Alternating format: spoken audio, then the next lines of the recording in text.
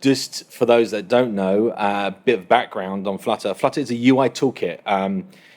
So what does it mean? It's a framework that it's not a framework that manages resources. So it's not like your typical application level framework. It's a tool to help you build essentially beautiful user experiences, beautiful apps. I'm not going to be talking about how to write Flutter apps in this talk, so there's plenty of resources online for that.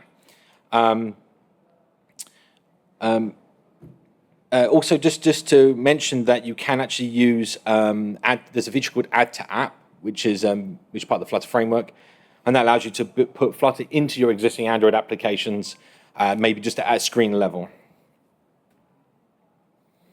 Just to be clear, those that are probably using Kotlin right now, you write Flutter apps in Dart. Dart is it has many benefits, one of which is that it supports JIT and AOT compilation. So from a development standpoint, the Dart engine actually supports a feature called hot reload, which means it uploads the code, it JITs it as you're developing. This is a very quick development cycle. But then when it comes to deploying your app, it's deployed in AOT, meaning that you kind of get the advantages of speed from the exact system you're working on. So the end result of your writing your Dart code is actually compiled to machine code, and that's what's run on the actual device. So we'll talk about this a bit more in a minute, but there's a misnomer around application sizes, which we'll clear up around that.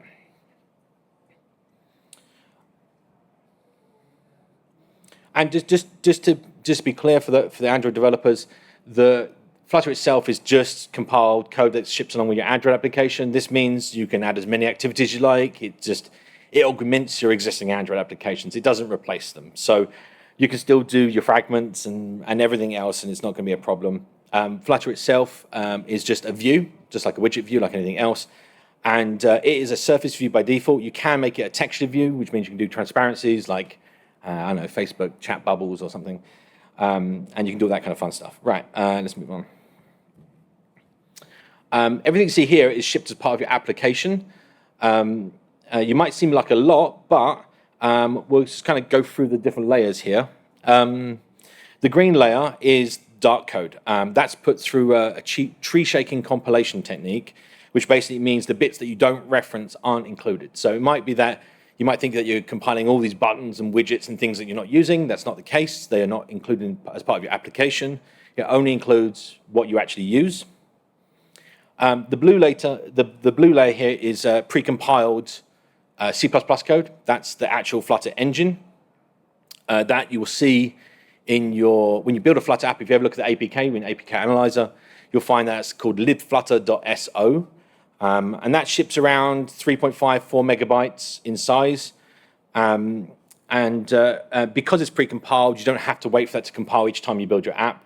In fact, part of the cycle of building Flutter apps is very quick. So, and finally, the yellow layer at the bottom, that's the shell, and that is a bit of Java/Kotlin code which allows essentially that Flutter view itself. It's the bit that actually hooks into the Flutter engine and binds the native Kotlin code and Java code to the C++ layer for Flutter. I'd also like to just mention that Dart actually ships with its own garbage collector, because everything's actually run as native code, it does its own memory management. It doesn't rely on the garbage collector that's built into Android. And that means you get all the new modern sort of garbage collection techniques like young space scavenging, which is, I think, only available, I think it's like 25 and up, API 25 and up. But you can actually get that all the way back to API level 16, for example, with Flutter, because it's shipped as part of your app. I'll give an example of where that kind of comes in handy briefly, which is things like if you're doing like custom views, your sort of draw code on Android. For quite some time, you've been kind of considered not to do memory allocations and allocations during your draw routines because you're doing that on every frame. That's something that with young space scavenging you don't need to do. Obviously, if you want an Android application still to support the old versions of the frame, of the API levels, then you still need to take care to not do that. Whereas if you build something with Flutter, you don't have to worry about that because young space scavenger is shipped within your application. So some of these screenshots are a little bit old now, but the premise still remains the same.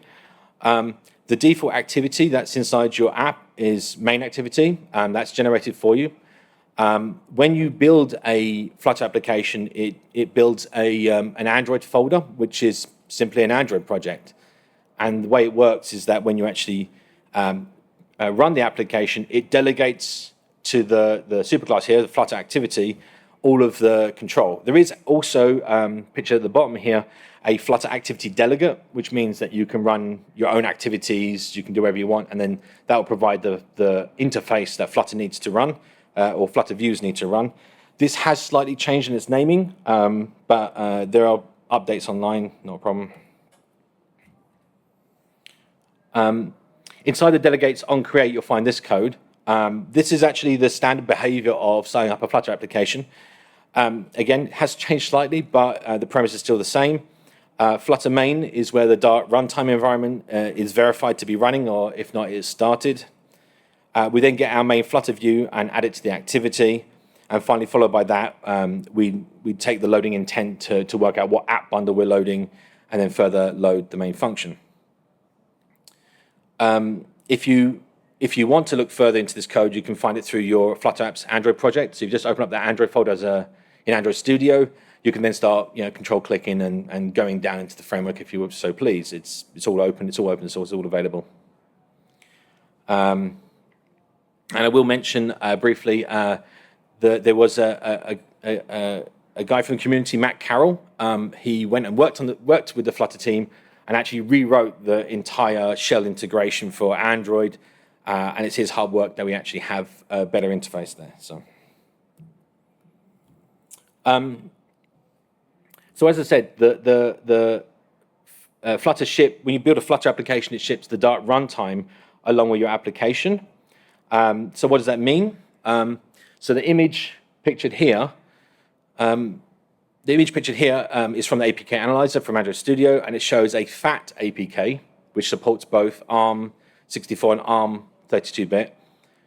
So this means that you're shipping libflutter and, in this case, libapp, which is your actual compiled machine code, from multiple native deployments. So that's each different CPU that you'd want to run on.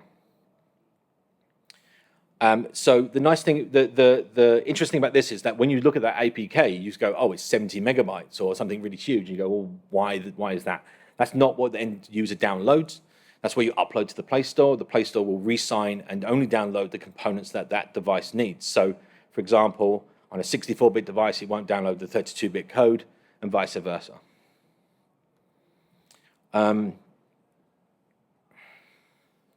So I said earlier that you get the benefit of both worlds in the sense that you get fast, reliable compilation without the need for the NDK, and you get the benefit of really fast development from a Dart perspective.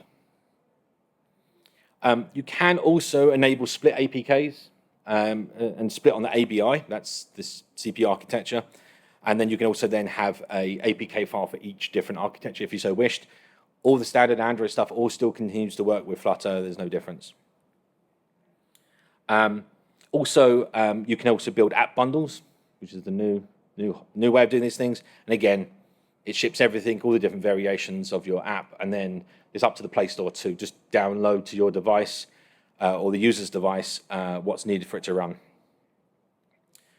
And you also see there that we have all the assets that's used for the Flutter project stored in the assets directory in your Android project. This is so that plugins, so we have native plugins as part of a Flutter application. These provide native codes. For example, Flutter does not include GPS support. It's not Flutter's job to do that. However, there is a plugin for location and GPS, and you add that to your project, and then it includes a plugin, a little bit of native code to actually communicate with the GPS service and provide that to Dart and to your Flutter application. The reason why these assets exist inside your native Android project is so that plugins can access those assets as well. So for whatever reason, let's say you want to show a local notification, you want to show an image on that notification from your assets, you can do so. And just to be clear, there is 2 JSON files mentioned in that. Sorry, it's a bit small.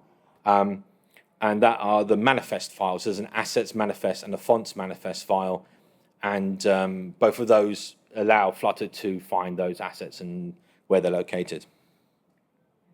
And then finally, we also have the standard classes.dex, or the compiled Java/Kotlin code that's used inside the project.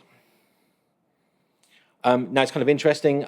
You look at this and go, well, that's adding a constant amount of data to my every Android application I deploy with Flutter, and the answer is yes. But also think about how much is added to your project when you use the Android X or support libraries, compact libraries, that kind of thing. It all adds up, and the idea is that you wouldn't need to ship those inside your application because Flutter does the support for that for you. And as I said, all that's included inside libflutter.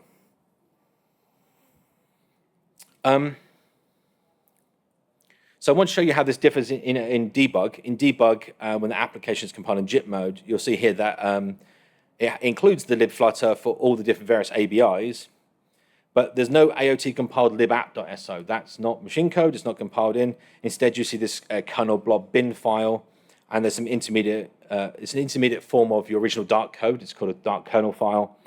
And that essentially is a medium step between actually Dart source code and the final JIT compiled code.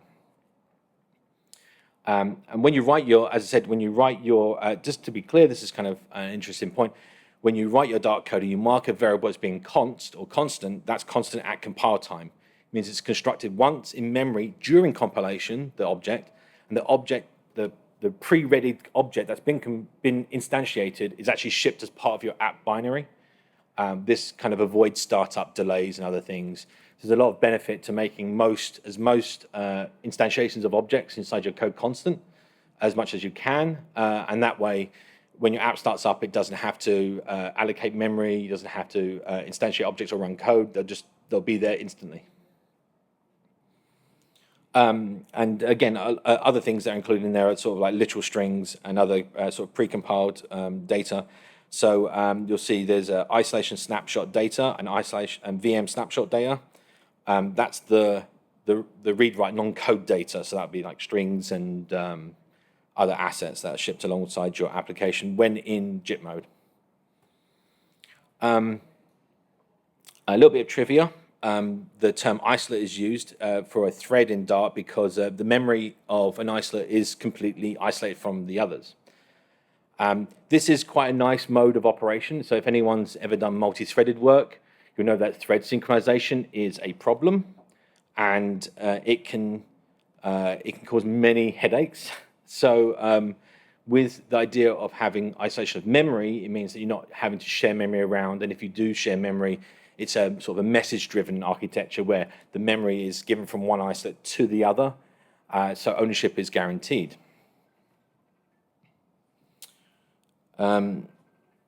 Also, to mention that there is always one main isolate when your Flutter app runs up. That is the main thread of execution, and Flutter itself and isolates support coroutines. So the standard sort of Kotlin coroutines and that kind of thing.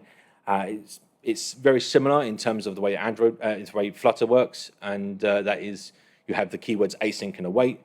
Very similar. You mark a function as async, and then you can await that function, and then that will pause the sort of coroutine on the thread, and then we'll continue operation of other parts of the code. And as I mentioned earlier, because we have the JIT mode, we can hot reload our Dart code at runtime during development, which is very quick. So if you notice, I've been talking about Android. I have not mentioned those horrible words, cross-platform. The dreaded word, should I say. So I'll give you a picture of how it works under the hood, and you'll see that it's not really like most cross-platform solutions. I'd like to show you the difference between the different solutions, just so you understand the difference. For example, in the past, this diagram makes me shudder. No, you have to deal with WebView and its lovely problems. You also have to then write JavaScript, which I'm not in favor of. But a lot of the cross-platform solutions that have been around, or should I say multi-platform, as the nice new name suggests, has been around, is always been through web, and that's just because of the nature of a web browser working on all platforms, and it's an easy easy go-to solution without rewriting everything yourself. Then there's the sort of Xamarin approach and React Native, which is to still execute Java code in a JIT environment, but you have to cross this bridge to access those native widgets. So, for example, when you want to change the color of a widget, you want to change the text, the label, any sort of operation with that UI, it has to go through the bridge and incurs a cost, an overhead. Just like any communication, you have to give it the metadata of that communication, and it has a cost. Also, crossing that bridge is a serialization. So you have to take what would be sort of native in JavaScript that is not understood by Java, and it has to be serialized to a form that can then be communicated across that channel. And all that takes time and expense. Flutter's approach. Flutter does pretty much everything, all the rendering itself, and directly to Vulkan, OpenGL, Metal, whatever the underlying platform is, and it's straight from the compiled machine code. So there's no talking with JNI, there's no talking with Java, Kotlin. It's straight from the machine code to the display. This has really great benefits. There's a lot less layers of abstraction in between, and we get a little speed up along the way, so that's nice. You also notice that there's sort of no bridge that we have to cross. Instead, we have a thing called platform channels. It has a very similar approach, but we only have to use platform channels to communicate with services. So not to do any rendering, not to do any UI. I'll give the example here. So all of the UI is rendered by Flutter, but the actual networks and network calls and file operations, again, they're called directly from that C++ native code straight out to the file system without having to go through a channel. So we get huge benefits from doing it that way, and we only have to cross that platform channel to communicate with services and such like. And that's a command-driven approach, which is very small and simple. The way this has been made by the Flutter team is that it's actually an open plugin architecture. So if, for example, I'll give you a brief example here. For those that don't know, pub.dev is a website which is the package manager that's used for Dart and Flutter applications. You could search, let's say you find, I don't know, Revenue Cat, I'm just picking a sponsor, and they say they've got an SDK, and on Android you're using it just fine, you want to build it with a Flutter application, you go to pub.dev, you search Revenue Cat, oh, Revenue Cat haven't made a Flutter SDK, it's not on the package manager.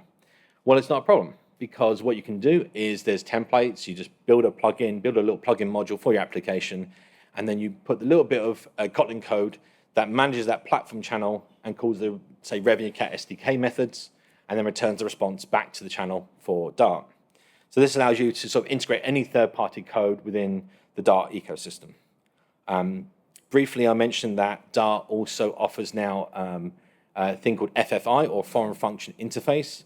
This is basically allows Dart and Kotlin code to call out to directly to other machine code routines.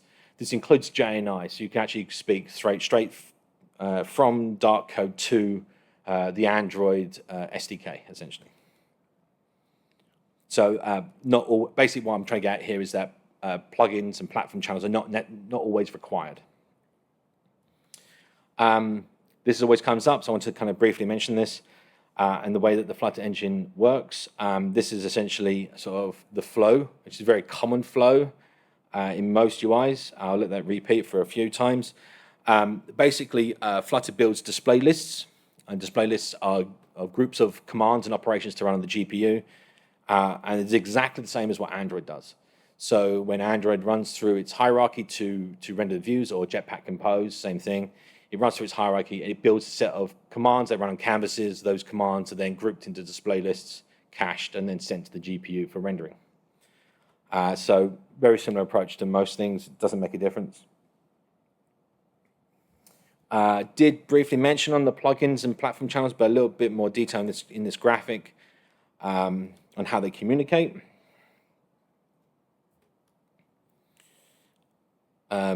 The key here is also that the platform channels offer a intermediate step. So that's a step between communicating with different platforms. So you can have the same platform interface, but have it work on iOS, on Android, on desktop, on Linux, Mac, Windows, whatever you like. Also, you don't have to have, just to be clear, you don't have to have a separate plugin or anything. You can actually include platform channels as part of your actual application itself. So there's no need to like sort of stretch out your application. Lots of multiple modules to do this thing. If you'd like a good example to look at for plugins, I would recommend the video player plugin, the video_player. That's built by the Flutter team themselves, and that shows you a way of actually dealing with like high bitrate, high throughput plugins, as well as just standard command-driven responses like play, pause, stop, so on. Yeah, I've told you about Flutter, but where's next? This is a direct slide from 2019, but I updated the graph. As you can see, so 2019, we weren't at the crossover point, and now we're up here, so that's great. But the point here is it's growing every day. You'd be surprised not to find an SDK from a third party that's not on pub.dev. Even if it's done by another developer and not officially, it's on there. And you know, once you start I think again, once you start using Flutter and you get over the initial hump of learning a new language. So I'll give an example here. Dart sits very squarely between JavaScript, you know, Kotlin, Swift. It's very similar. It's the very same sort of syntax to the rest, and you know, it's really easy to pick up and learn. And I think I'd say, like any new operating system, when you get a new operating system, you're going, why have they had to change this piece? You know, I knew where that button was. Why is it not in the same place? Same thing, if you come from Kotlin and you're using Dart, you'd be like, well, why can't I just do it like Kotlin did it? And why can't we just use Kotlin? And these are all the very similar phrases I hear. There's very legitimate reasons and reasons you'll understand when you start using the language. But again, it's about getting over that initial hump in learning. Talking about learning, there's more resources. So here you can find more resources where you can go find some more information. We have a lot of community resources, and as well as the actual Flutter team themselves. I'll leave that up there if you want to grab a picture.